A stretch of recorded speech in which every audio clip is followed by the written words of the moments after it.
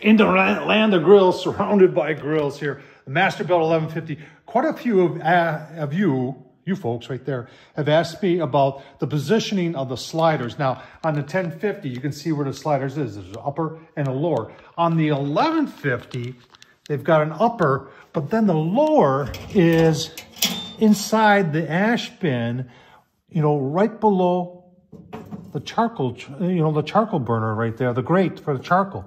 And a lot of you have asked me, hey, is that a hazard? So that's what we're going to do today. We're going to explore if that's a hazard, and then we're going to do a modification if we feel one is needed. Let's get started. All right, so a lot of people have been asking this question. All the Masterbuilts, except for the XT doesn't have sliders. It's got some sort of lever dealio. I don't have an XT, so I can't show it to you. But I've had the 560, and I've got the 1050, and now I have the 1150. And you can see there's a regular slider up here, but then there's one that is inside where the charcoal falls down into the ash falls down. But you also, this black thing up here, that's your charcoal grate. That's what gets hot. And a lot of people are saying, Tom, you know, it's not a big deal for starting it, but when you go to shut down you don't wait for the charcoal out. This is what helps to put the charcoal out. And they even removed the rubber dealio here. Sorry about that. And acknowledging that it must be pretty warm in there. So your hand is right there. We're going to fire it up and give you a look-see at that. And then we're going to potentially look at a modification to make this maybe just a tad bit more safe. But let's fire it up first. All right, so I don't know for a fact why they moved. There's the 1050, and you can see them right there. There's their sliders. And, you know, why they moved that one and put it inside where the grates in hot ash falls down. But I'm thinking they did it. Look at the door on the 1150. It's in front. On the 1050, it's on the side. So was this something just to move the door so the door could be in the front? I don't know. Masterbuilt would have to answer that, but I'm thinking that's why it got moved to where it is. All right, got the 1150 fired up. Using the app, folks, the app, in the very beginning, the Masterbuilt apps weren't that good, but very, very reliable now. Hooks up right away and works very well. One thing I want to talk about, I've used this grill now 3 times. Yeah, 3 times. And so here's the slider that does not go in the ash area. It goes in the regular area down yonder, and you can see the heat to it. And here's the one that everybody's concerned about. And even though my last cook on this was a high heat cook, was 700, 650, 700. I don't know if that's an indication that maybe it's not that hot there, but you know, we're gonna find out.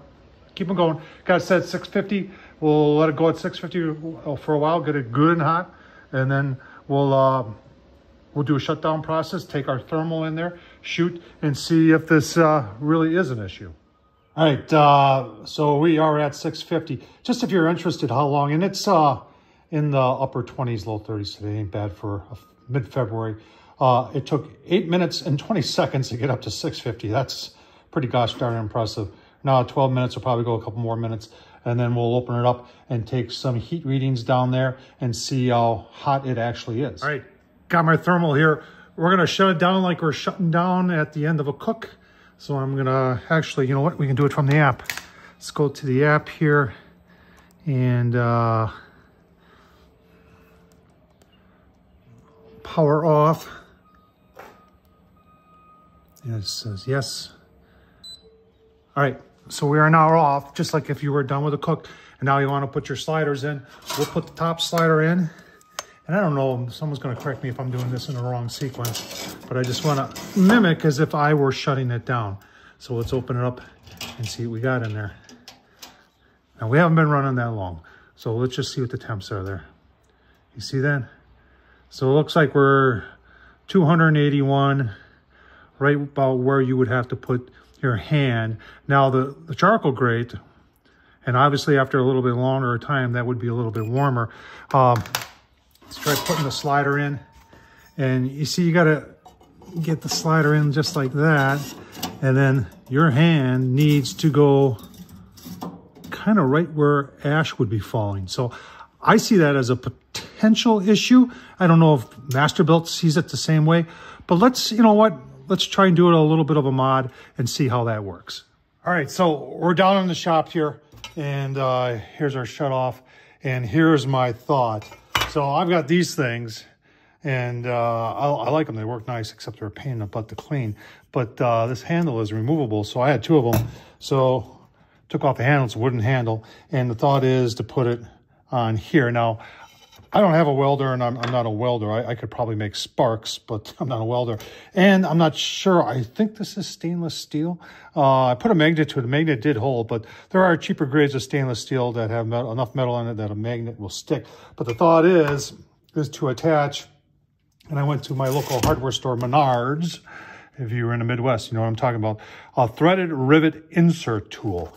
And it takes these little guys right here, which is threaded, and that'll fit into there, and we're going to rivet it right through the M for Masterbuilt, and then we'll be able to, the thought is we'll be able to put it in and then unscrew it and take it out, and it should work just fine. And then that'll keep our hand away from what we could say is the danger zone. All right, there's our hole. Yeah, I didn't get it centered on the end like I wanted to.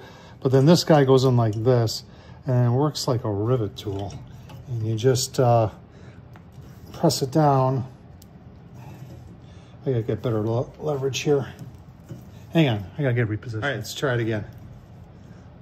Only a second time using this. Wow, takes a lot of pressure.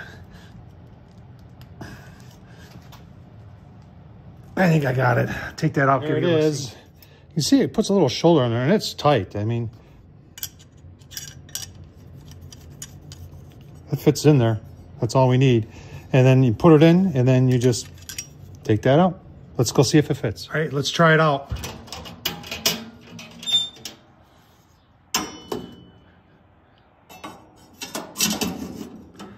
Can you see?